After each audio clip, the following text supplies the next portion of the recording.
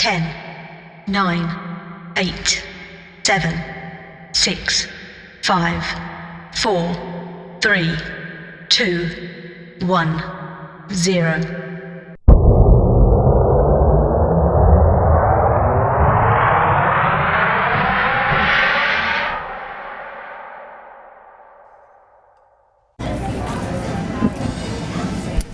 Hello everyone, this is Chris Rennirt from Space Jockey Reviews here with Chase Dudley. Hey, how's it going? Thanks for having me, Chris.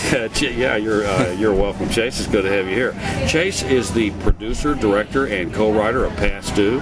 And since Past Due is a 10-rocket movie at Space Jockey Reviews, of course, I wanted to take advantage of an opportunity to interview Chase.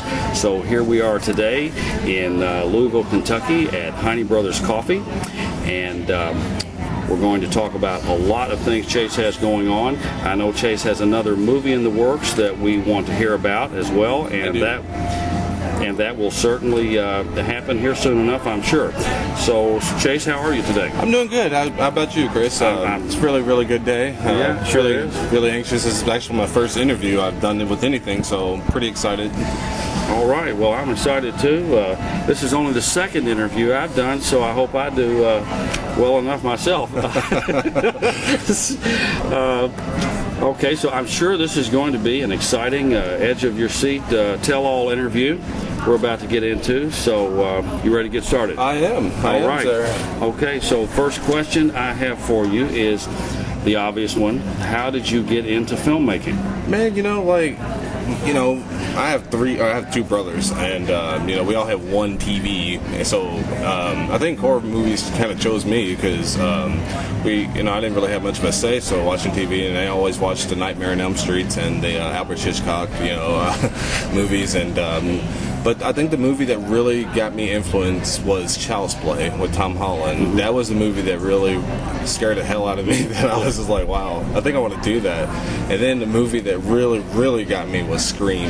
Wes Craven's Scream, and then that's my parents gave me my first camera when I was 15 years old, and ever since then I never put it down. I was filmed random things and then worked my way up to where I'm now. Mm-hmm. Okay, so I'm just curious, what is it you said? Child's Play. Child's Play, yes. Tom Holland, yes. I actually got to meet Tom Holland, and I met the actual cast of Child's Play this year at the Fright Night. It was really cool. I actually knew more of the lines to the movies than they did. Oh, really? So I think I kind of freaked them out. They looked at me and they was like, wow, you know the lines more than I did. Yeah. But I actually kicked a whole weekend with Alex Vincent and Christine Elise, and it was the best experience I've ever had. Wow. Okay, so that's one of my favorite movies also. I'm curious, what is it about Child's Play that you do like so much? I love the way Tom Holland directed it, and I liked because I had like the little My Buddy doll. Mm-hmm. So when that movie, I seen that, and that actually came to life. I mean, I was so obsessed with that movie that I was actually doing the little spells on my cousins and everything, and I think that's why I was kind of the oddball growing up, because I think I weirded everybody out. But now that I'm actually making movies and stuff, there's now I can see you doing that, because when I watch movies, I just don't really watch them. I just I act them out and everything too. So that's how I knew that was the right passion for me. I seem to watch movies differently than most people. So Child's Play was a big influence. A big influence. It was definitely the movie that actually got me on a level of thinking like a filmmaker. Okay, so as far as role models, you mentioned Tom Holland, definitely. Alex Vincent, even though he don't act anymore, he's kind of more behind the scenes. Mm-hmm. But Wes Craven's a big role model for me, because he's stuck with the suspense and stuck with the horrors, and that's what he truly loves, and he does, and he don't let nobody mold him. He does as he frees, right. And he made a big career out of doing what he wanted to do, and don't let nobody mold him. So that was a positive role model for me. Okay, as you know, I really liked Past Due. I gave it 10 rockets on Space Jockey Reviews. I thought it was original, well-filmed, well-acted, complex, humorous as good relief for the movie, with great rapport between the actors and characters. and most effective as a psychological horror film of its type. Thank you. So, you're welcome. So tell us about how the idea for Past Due came to you and how it developed into the successful screenplay that it is. It's good that you asked that question because it was weird how it started. Honestly, I was in a library because I didn't have my own computer at the time, and I was actually mailing off some stuff, and there was this library guy in there. He was really creepy looking. I was married at the time, and I said, I think it would be really cool to actually do a movie about a librarian serial killer. I mean, if you think about it, I mean, let's see, he has your information. You have to fill out a library card and put your address, your name, and everything, your personal identity. He can actually track you down by doing so, on this piece of paper, and Right. you have all full access, and, you don't know you're being watched, but he's watching you, and I just thought that was really clever. And so when I came back to Louisville this year, I was actually premiering Primate, and I actually met Doug Sullivan, which he actually did a small part on it, and he actually had he looked just like the guy I kind of imagined. So, and I looked at him and I smiled. I said, Doug, actually have a movie idea for you. I'm actually getting together this movie, which at the time was called The Librarian. And I was like, I think you'd be really good at it. And he smiled really big, like he was actually surprised that I actually asked him. And he was like, I would love to. So we bounced around ideas, and this was March of this year. We actually bounced around ideas, came up with the screenplay, wrote it, and actually by April, and casted everybody from April and actually start shooting this Derby. We actually shot Derby weekend. So 2 months of coming up with this idea, we actually already had the cast and already written out and everything, and already planned out and shot this, May, and then actually premiered it this October. So I'm really impressed how motivated we were to actually make that happen. Because a lot of people, when I tell them that, we always shot this movie in like 4.5, 5 days, they look at me like I'm out my mind. I'm like, no, we really shot that, but we filmed about 16-hour days. Right. I didn't sleep at all. Right. Yeah, I really liked the idea that the killer was a librarian, and of course he had access to personal information.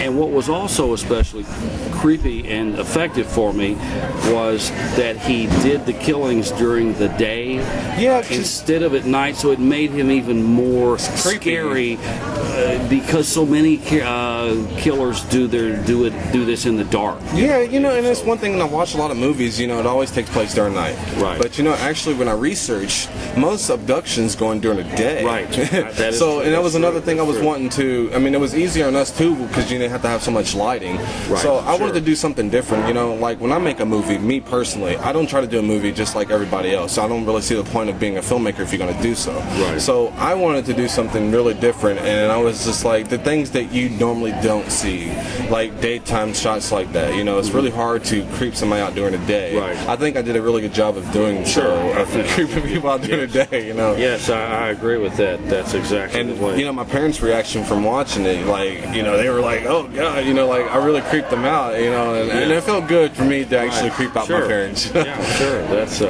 That is definitely a great effect. And so many of the scenes in the movie, to me, were so realistic. Oh my gosh, yeah. I worked with Jessica Fowler in Primate, and I thought she was so good. She had no experience, and how I actually casted her, somebody dropped out at the last minute of Primate, and my friend Rennirt was like, I have this actress for you. She don't have any experience, but she done theater. And I was like, yeah, send her my way. And, I talked to Jessica on the phone and everything, and I was like, are you sure you can be there? Because I can't really afford it. So she's showing up and everything, and I tell you, for her to have no experience, she had me fooled. Everybody was like, how many movies has she done and all this stuff? And she has a really natural talent. Yeah, and, she sure does. And I had to use her again. When we was filming for Past Due, I was like, Jessica, I want to work with you again. You were really awesome. Right. And she just took this movie role really as you would say, a space jockey. That rocket launched, and she did a fantastic job. I agree. And most of our shots that me and her had together was improv. We looked at the script, but we was like, all right, let's make this as our own. So a lot of our scenes was improv, and then that arguing scene with me and her, in the bed sequence when I got mad at Kenneth calling her, that was all improv, and to me that was probably one of the best scenes of the movie. Sure, it all seemed so natural.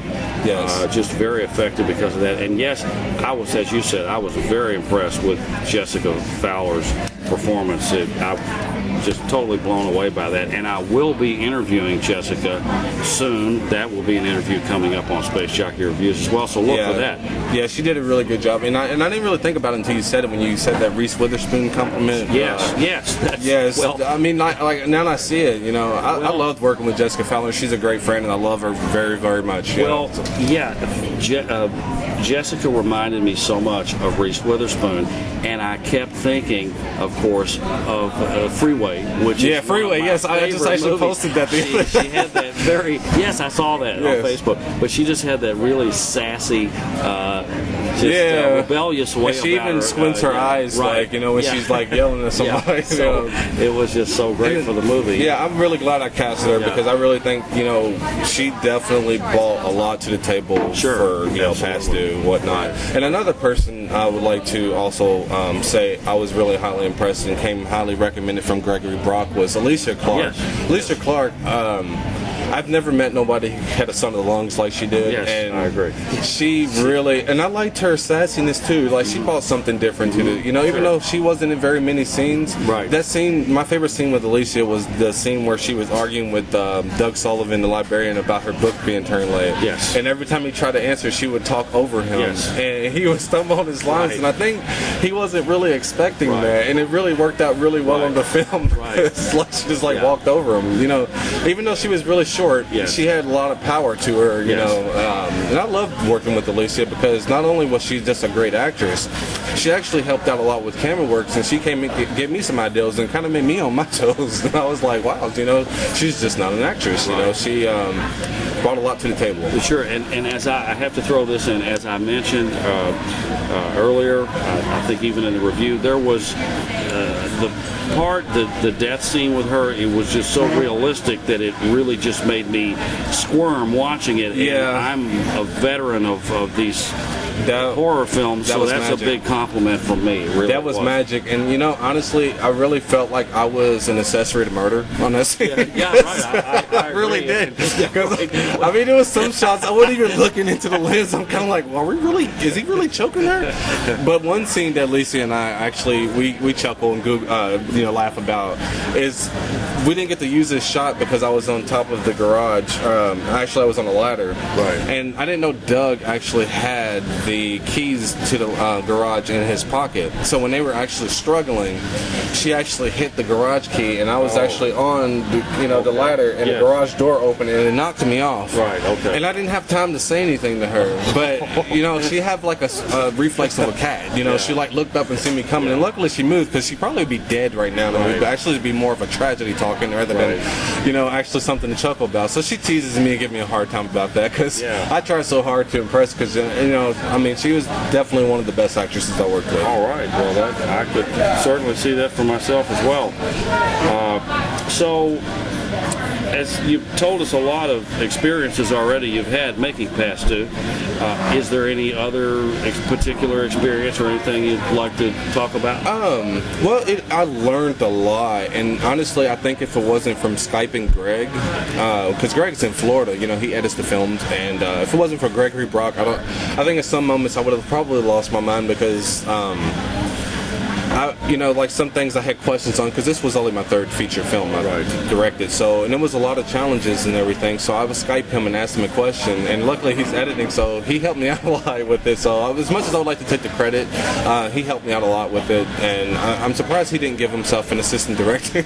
But I guess since he wasn't there, you know, he didn't do so. But I learned a lot, and it was a great film. And I really needed this film. I really needed to come back because I mean I disappeared for 2 years. And so this is my first project coming back or whatnot. So I mean, I learned a lot with this film, and I had such a great experience because a lot of people I really wanted to be working with. I always wanted to work with Greg, and you know, he edited the film and he helped out a lot, and I got a lot of advice. So he's a great mentor. You know, Dory Cagle, I always been wanting to work with her and her husband Steve Bryan, and luckily I got one of the two. Which, you know, I'm working on Steve Bryan someday. But Dory was really good, even though she didn't really have a lot of speaking lines. But the fact that she laid in that bed and the entire movie was really amazing because it's really hard, you know. That's another thing I really liked about Past Due is that there were a number of characters who may have been meant to just play a particular small role that was not so outstanding, but each one of those characters managed somehow to make that character one that stood out and like Bo Kinlan. Yes, exactly. Bo Kinlan, like he kind of gives you like what was the person's character, and you got so many ways you can go with it. Like if I was to make a past due too, like he can actually be, exactly. And he really and he wasn't even supposed to be in the movie. I just needed some. It's always better to add time rather than not have enough time and go back later. So I was like, hey, Bo, you mind doing this real quick for me? And I just have him cameoed in it. And it was actually such an impact. I wasn't expecting that. I wasn't either, because when he came in, of course I knew that it was Bo Kalen. But I did not expect the performance. He seemed to have something going on. There was something going on behind the character that made you wonder and maybe want a sequel where he was. If it was like a comic book, he kind of reminded me of the Riddler. He had the green shirt on, he had the glasses. Right. That's what he reminded me of. But another person I'm leaving out, and I really feel bad about this because honestly, if it wasn't for this person, it wouldn't have been possible. Doug Sullivan, really, absolutely, yes. He had, a lot of the pressure, because he never done a lead, he done theater, but this was, a lead role for him, and he was in 98% of the film. There's probably maybe like 5 or 6 scenes he was not in. Actually, no, he was in every scene. You think about it. Yes. But the fact that he actually took that character and actually, out of so many thousands of slasher films come out every so often. And still for him to manage to make that character original. Yes. Well, I have to give a big props to Doug Sullivan of actually doing so, because, a lot of people actually want to basically try to manipulate somebody else or, impersonate somebody else, but Doug completely took that and made it his own, and that Doug also has my most respect. I agree with you. It's so difficult to make a horror film like that these days that is original. And even if you write it well, the character is written well, you still have to have somebody who can pull it off and make it their own. And he certainly did that. He creeped me out because I wonder where he learned to paint people's fingernails and toenails, because he does that quite perfectly. I honestly kind of wanted to go to him for a pedicure. I really did, because I was like, I would save money instead of going to the actual salon. How many people asked if he would do this? Now he can actually start his own business now with that. For the record, Doug, if you're listening to this, you should start your own business with that, man. Do those pedicures.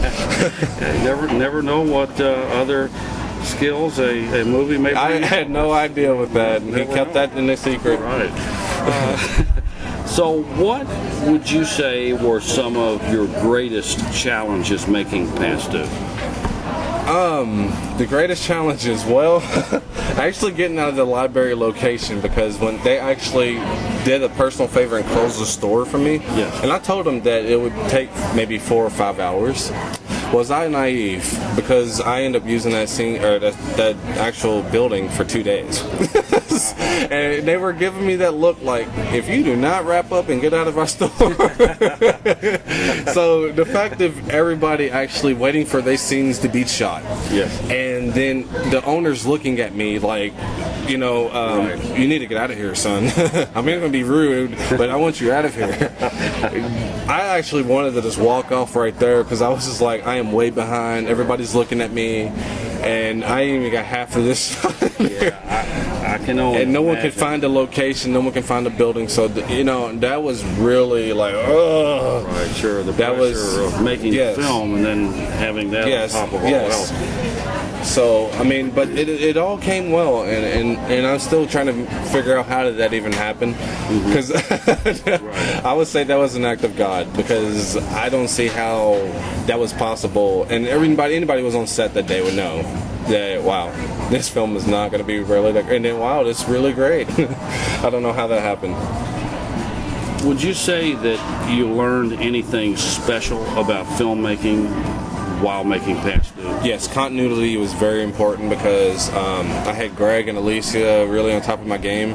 with making sure everybody was in proper, clothing, and the lighting is really difficult, Yes. And by the time I even really mastered the lighting was actually towards the end of the movie. So in some shots when the lighting is so perfect, and in some of the lighting where it's shadowy, Greg really taught me a lot about that. So on Final Offense, since I've learned that, it's going to be much better lighting. That was probably my only big thing with Past Due, is I thought the lighting could have been better. But it wasn't bad because of the tint with the font that Greg used with it. But if it was probably in regular mode, it would have probably looked a little strange. But I learned a lot from Greg, and actually still to this day, Greg pulled me aside and make sure you do this and do this and stuff. So I'm basically going to film school for free. Oh yeah, that's a great bonus. Yeah, as far as the lighting, I thought it was quite well done, and especially in some of the lower lit scenes, that's probably where it still looked very clear. Yeah, and that's impressive because I don't see that as much in a lot of independent films. Yes. So you definitely did that. Well, I'm a big nerd when it comes to film. I want to make sure my film is original. I want to make sure it's in the message, and I want to make sure the story gets the point across. So I really took a lot of thought into this film, and my first two films wasn't so great, so I think I had a lot to prove to a lot of people, because I didn't, I really felt like I let my fans down and a lot of people down, with the Primate, because I had so how much, I really, bumped it up and really promoted it and hyped it up, and the film wasn't really a great film at all. And in fact, actually, I'm going to be remaking that. Okay. Yeah, so Past Due, all of that emotion and all, that I went through in 2 years, I think this came out in film, and I think you can see that, Yes, I definitely can see that for sure. That's why I gave it 10 rockets. It's definitely I appreciate that. Yes, you're certainly welcome. Very well earned. You produced, directed, filmed, and co-wrote Past Due. Which of those is your favorite part of filmmaking, and why? My first love was acting. I always just wanted to be an actor, but I've done a few things for other people, and the only thing I hate about being just a regular actor, no disrespect to other actors out there, but just me personally, I like to have control. I guess I'm a control freak. I like to make sure when I film something, it gets done. So I know if I direct my films, that my work will get out there, because I will push myself to get it out there. Yes. And I'm always self to blame. So my first love was acting, but now I'm a big fan of directing. Like I like seeing the scene and putting it together and having it, and I love camera work. So I would say all of the above, but I would definitely say directing is my favorite. Okay. Because directing is the most important part of the movie. Sure. Really. I mean, Absolutely. you gotta, if you can't direct, your actors or anything, you're really in the wrong business. I mean. Right. That is for sure. Okay, I know your next film is Final Offense. Oh yeah, I'm very excited about that. Don't know too much about that yet at this point, but I'm very excited about seeing it, of course, from what I have heard. So tell us as much about the movie as you can without giving too much of it away, of course. Let me try to do this because I have a big mouth. Well, let's see. Final Offense is about a spree killer that... I'm trying to put this in words, but I can't. Okay, my character is a detective, and basically what I'm doing, I feel like some way this is all connected, but no one else seems to think so. Maya's character is Layla, and she works at this art gallery with David, which he's the owner of the building, and she really thinks he's a nice guy, but she's seeing somebody, so she hooks him up with her best friend, and some certain things happen and whatnot, and she has to come to grips of figuring out, does he have something to do with what's going on, or and if so, what is she? I mean, that's her best friend, or like literally sisters. So she has to come to a point. Do she let the law, which the law all the time? I mean, sex offenders and child molesters get out every day. Does she want to let the police handle this, or does she want to have a little retribution for herself? So, and that's the point, and that's as much as I'm giving away, and then that's what the audience is going to have to come, what she's going to do with this. So, and that's hence the name Final Offense. Okay. I don't really want to give away too much with the movie, but that's all I feel giving away with too much. But I have a hell of a cast.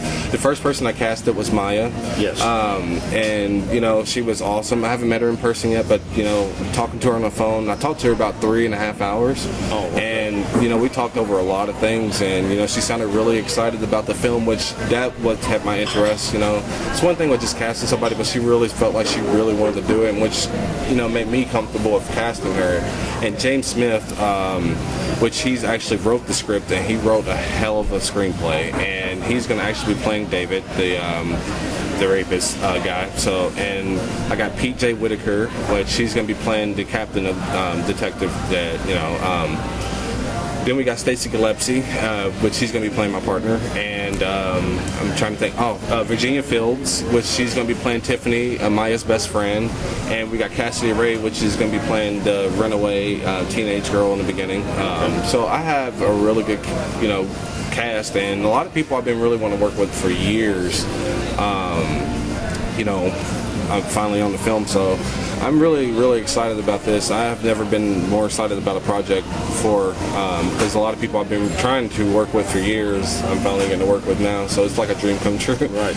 Yes, I know Maya Wynn, and I can already tell you you're very lucky to have her working with you, because she, not only is she a great actress, but she will put 100% of herself into the movie. Yeah, she already. Yes. I mean, we haven't even shot the movie, and she already promoted a lot. I mean, everybody on our Final Offense page, everybody has promoted this movie tremendously.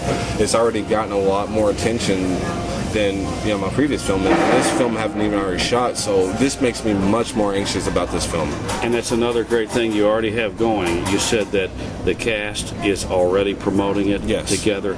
So often I see that doesn't happen quite so well. Yeah, with movies, and it's supposed to be a team and joint effort group, and I mean, I hate to say that, and I'm not trying to diss somebody personally on this, but it just seems like everyone's in it for themselves, and there's no I in team, Yes. Right. The more as a team you promote things, the more people get out and mention this stuff, and this film has already reached levels that I mean, Past Due haven't even reached yet, and Past Due's done. Sure. And it's overwhelming to me. I don't even know what to do with this. Well, that's already impressive, because for anyone who does not know, Past Due has more Facebook likes on the website than any movie in the history of movies that I reviewed. It is well over 200 at this point. And that's a really, if this movie, if the Final Offense is already doing better than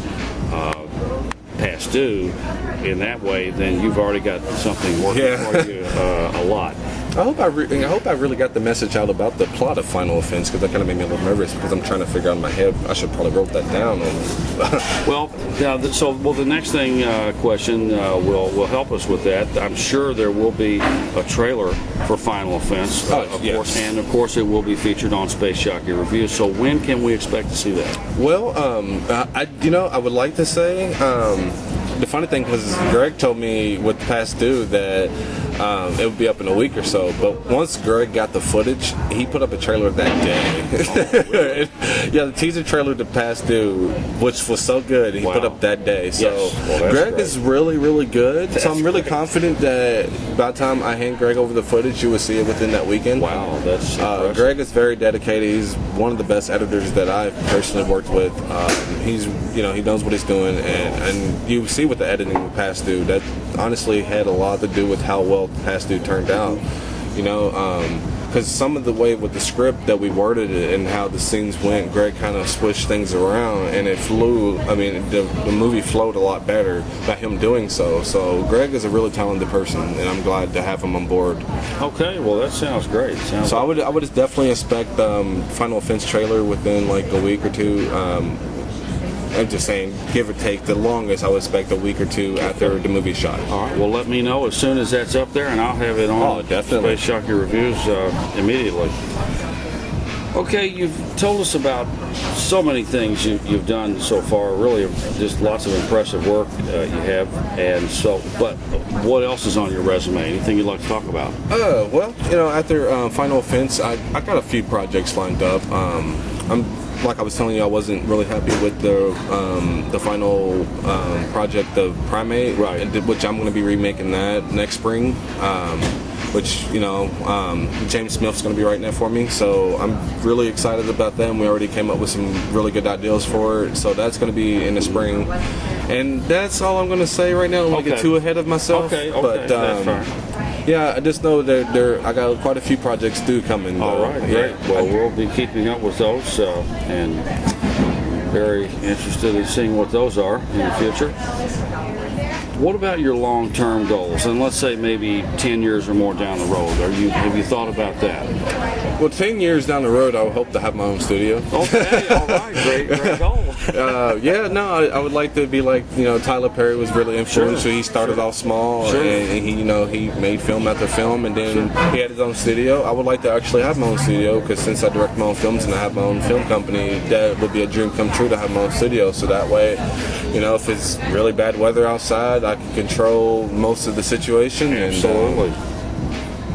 That's a great goal, and it's completely possible if you set yourself out there. Yeah, absolutely. Well, I didn't expect it to be where I'm at now, Right. 5 years ago. So it's like I did a 180 because it wasn't looking good, and I really almost gave up. And I was like, I'm going to do one more film, and that was past due. And Greg got involved and everything, and even he personally was like, this is a very promising film, and it's broken records on Space Jockey, Sure. and is doing really good in film festivals, and a lot of people's really liking it and love the originality. So it kind of like now I'm like, okay, maybe I am not so bad.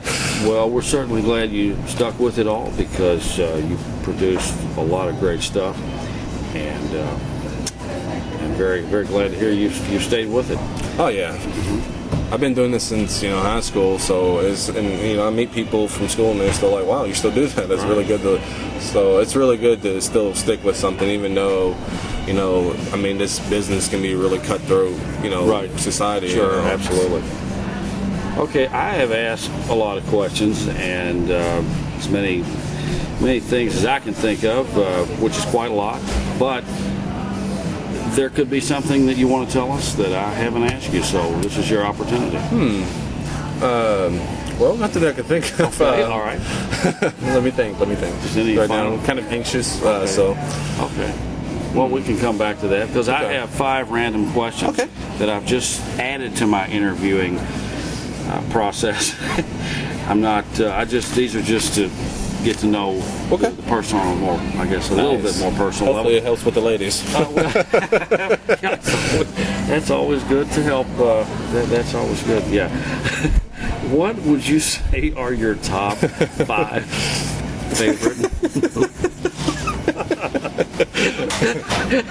What would you say are your top 5 favorite movies, Chase? Oh well, see that's really difficult because I have like categories, like genres I place them in, because I can't really just think of one movie that I'm like, oh, this is my absolute favorite. Horror films, first place, easily Child's Play. Okay. Then I would say That's Albert Hitchcock, Psycho, the original Okay, Psycho. good choice. Then actually Birds. I love Albert Hitchcock films. Sure. And I was watching one, I can't think of it because I get so ahead of myself sometimes, but. Nightmare on Elm Street was definitely one of them. I love the Halloweens, but if you want to go to like action films or other type of drama, my favorite drama film is actually an independent film. I don't know if you ever watched The Eternal Sunshine of the Spotless Mind with Jim Carrey and Kate Winslet, and that was a genius movie because how Jim Carrey flipped and went very serious, and Kate Winslet actually played more of Jim Carrey's normal typical roles, and they switched that. And that movie was probably one of the best, put together films, and it was so cheaply made, but the movie was so effective. I have that movie in my collection. I have not yet watched it. You would love that movie. Definitely put it in the queue to watch it now that you've recommended it. Where would you most like to go on vacation? Where would I most likely to go on vacation? Wow, actually, I would love to go to Paris. Good choice. Yes, I always wanted to go over there. I never gotten to visit it yet. I've been just about everywhere in the United States, but I always wanted to just visit Paris. It looks so awesome in the movies. Sure does. I spent years learning to speak French, and so that's one reason I want to go, is also so I can have a good reason to speak French. So that's on my list too. Yeah. Good choice. Yeah, French girls are really hot too. So that would be a great, really great place. But we don't even want to get started on that. Oh no, we'll talk about that next time. That could be a whole interview in itself. What about your favorite food? My favorite food? Oh, I love Chinese food. All right. I'm going to have Maya cook me up some stuff when she comes on set. To make me some excellent Asian food. We already talked about this. All right. Good. So yeah, we keep in contact. For someone I never met, we keep in contact, and she's actually a really good friend. So, when people you can't really be friends with somebody if you never met them. I disagree, because some of my actual best friends are from Facebook. Yes, well, as you know, she is also Space Jockey Maya on my website, Space Jockey Reviews. That's how I casted her, because when you showed me her picture, I was like, oh, I had to have her. Yes. And I emailed her, and I was like, I don't mean to sound like a stalker or anything like that, but Chris, show me your picture, and I think you would be really good for Final Offense. And she started laughing, and she's like, really? And I was like, yeah, you ever seen Live Free or Die Hard? You look like Maggie Q, Okay, well. But, and then she was like, yeah, no martial arts and all this stuff. And I was like, wow, well, we got to write some stuff in there. All right, well, I'm always glad to make those connections that work out well for everyone. And let's see, what would you consider what do you most like to do for fun? I'm really different. A lot of people, I know there's a lot of stereotypes, so I'm not your average black guy. But, I'm sorry. I hope I don't offend nobody by that, but I like to, I like to be outdoors. I like to camp. That's one of my favorite things. I like to go hiking. I like to, one of my favorite things to do, I love going catching wildlife. I love catching snakes and doing, I'm just I guess, because I'm from the country. I'm from Georgia, so that's all I used to do is catch turtles and go and swimming in lakes and stuff like that. And I just love to be outside. Right. And I love catching a movie. Definitely love catching a good movie. Well, then I'm glad I started asking these 5 random questions, because I've learned that you and I have more in common than even I thought. You like snakes? Yeah, I love snakes. I have 10 of them at home. I have pythons. Really? Yeah, I have milk snakes, pythons. I have boas. So we haven't talked about this before. No, I have 3 pet snakes. Really? What yes. kind? I have a ball python and 2 rat snakes, a red rat snake and a Great Plains rat snake. So you have corn snake and a Great Plains rat snake from Florida? Yes, right, I actually have those. I actually crossbreed them. Wow. And actually sell them to Pest Palace. Yeah, wow. I do a lot of that stuff. Wow. Actually I go rescue snakes too. On Craigslist I check, and people's trying to get rid of them. I go and I pick them up and I try to find them a good home, because I think snakes are very, very misunderstood creatures, and I love them very much. Actually, I was going to use in one of my films, one of the killers actually used snake venom to actually kill their victims. Well, you have just elevated yourself higher on the totem pole of humanity than I even had you before. So this is wonderful. Yes, I love snakes. Well, then we'll have more talk about snakes for sure. Absolutely. Yes. That's the one reason my mom kicked me out when I was 18. Oh, really? Yes. Well, my mom always told me that one got loose. I've had that happen before too. I had one get loose in the house when I was living at home, when my mother didn't know I even had snakes in the house. So that was really, but luckily I caught it quickly before it got you want to hear a funny story? I got my mom kicked out of my granny's house because my granny's terrified of snakes. And I snuck it in her, and then my mom knew. She's like, well, as long as you keep it downstairs, your granny gonna find out. Well, one day my granny goes downstairs to do laundry, and then she calls my mom, and she's like, you're evicted, right? And my mom's like, what? She's like, your son got a snake. You're gonna have to leave. So, I never hear the end of that. And actually, we were talking about that yesterday at Thanksgiving dinner. So. Yes, I actually have 3 pet snakes. I have a salamander, 2 turtles. I have one of the lizards. Oh, really? Yes. Okay. Wow. Well, we are much more alike than I ever thought. Oh, yeah, reptile guy. Well, we'll have to have an animal interview later on then. Of course. Well, last question then is, what part would you most like to play in your favorite movie? What would I like to play in one of my movies? In your favorite movie? In my favorite movie. Your movie. Oh, my favorite movie. Any of your favorite movies? I would like to just playing a movie with Michael Myers or Chucky and get killed by them. Okay. Just be a victim by Chucky and just Chucky. He has my absolute respect. I just wanted to make a movie with him, and just have him cuss at me like, "Hey, you little motherfucker!" Just kill me and strangle me, and then I'm walking around, running around the room, and he's kicking his little feet. Yeah. That's what always cracked me up. It's just like you can just throw this doll, but or Halloween too. That would be my second choice, to be killed by Michael Myers. All right. Actually, I was really upset because they actually made a fan-made Michael Myers film here locally, and I wasn't in it. I'm like, I'm one of the biggest Michael Myers fans, and I can't even get it. So, well, maybe I need to do a Chucky fan movie. Well, those are some good choices. I wouldn't mind being a victim in my favorite movies as well. That's a good choice. If I had a fantasy of like a female villain movie, I would like to get killed by Sharon Stone in Basic Instinct. Right. Yes. I've always thought I'd like to be in an alien movie fighting with one of the aliens, even though I would surely get killed, but no question. Yeah, see, like a lot of people, they discriminate Chucky because he's short, but midget, when he transferred his soul in that body, he still had this human strength. Sure. Well, and people don't think about that. And midgets, if you ever try to wrestle around with a midget, I actually was married to one, and they're strong. I ain't gonna say any names. That's a little inside thing, but they're strong people. I have an ups level respect for that. Yeah, well, dolls have always been really scary as far as the Chucky goes. Yes. They've always been very scary as a monster because they are otherwise a toy and they're meant to be so harmless. Yes. And they're something children play with. Yes. So it's sort of the ultimate attack on your sensibilities to have such a harmless toy being so deadly and so, yes, I tell you this thing that actually scared the living, out of me. Right. Which, since we're on these questions, I was watching Poltergeist. I was like 3 or 4 years old. Yes. And that scene where the clown came to life?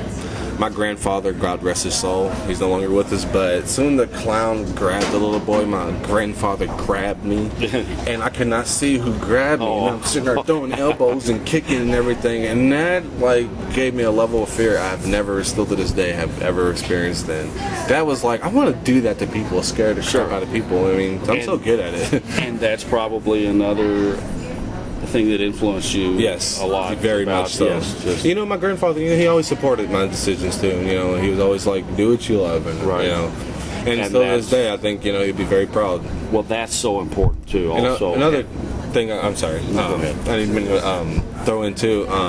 We wanted to throw in for Jessica Fowler. I can't remember her brother's name that she mentioned, but that was also who influenced her as a filmmaker, was her brother. He passed away. And he always wanted to be a filmmaker as well, so, she kind of got into business, and she told me that, and I didn't know that until the premiere Primate. She broke down and cried, and she was like, that was who influenced her as the movie, so it was really good to know. Yes. Yeah, it is very important to have family and friends that support you, especially family, because they are some of the first people in your life that will encourage you to do things one way or the other. Yes. So that's so important. Yes. Well, I think we've had a great interview here, Chase. I hope so. I'm still kind of worried about the plot line of Final Offense. I hope that I got that well, because I know I kind of stumble on my words.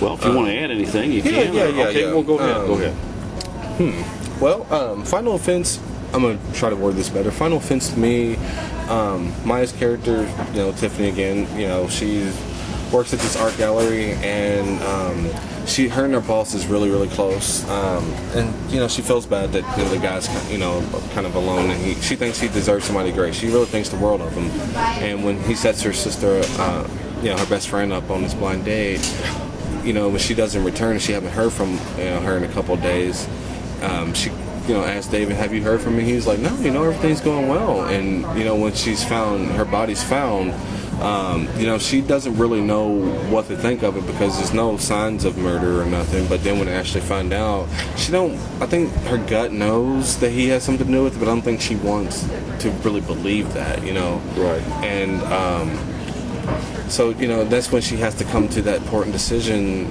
you know, she feels responsible for that, you know, because she set the date up. So she carries a guilt like that to her grave. I mean, you know, to her grave. You know, it's like one of those decisions. Like, do you feel responsible? Because if you wouldn't allow that to happen, would that have happened? You know, so a lot of that is on her mind, and you know, so she has to make that really important decision. And that's one thing, like psychology was, that I wanted to really tell a story of.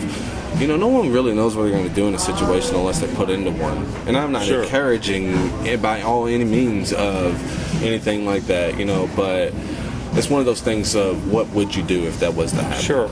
And I think Maya's going to do a really, really good job with that character. And that's a great idea for a film. I guess exploring what someone would really do in a situation, as opposed to what they may have ever imagined they would do, because so many people are always so sure of what they would do with anything, and really, I think the same thing. You just never really know until you've been in that situation. And that's why I hate when somebody asks me that question, like, what would you do? You know, like, you don't know what you're going to do until you react, because otherwise, I mean, the same people with like, oh man, I would run. Later on that day, what if they put in that situation and they act the exact opposite of what they say? I mean, you know, people die all the time, so obviously people don't react like they planned that they would. And people like to think that they're in control of everything. And you're not. That's true. And James Smith, he wrote an incredible screenplay. I mean, the best screenplay I have written, or not written, but read. And I mean, it was this clever dialogue from every character, and he like wrote that in 5 days. Wow. 5 days. I mean, he wrote, you know, nearly 100-page screenplay in 5 days. That is so impressive. And I just gave him basically some of the highlights on what I really wanted. He made a lot of it to his own, but I just told him certain things I wanted in there. And I was really shocked. I thought I was going to have to really tell him, oh, let's change this and let's change that. But I love the script so much. I'm like, yeah, I'm good. I think this is going to be good. Is James Smith from Louisville?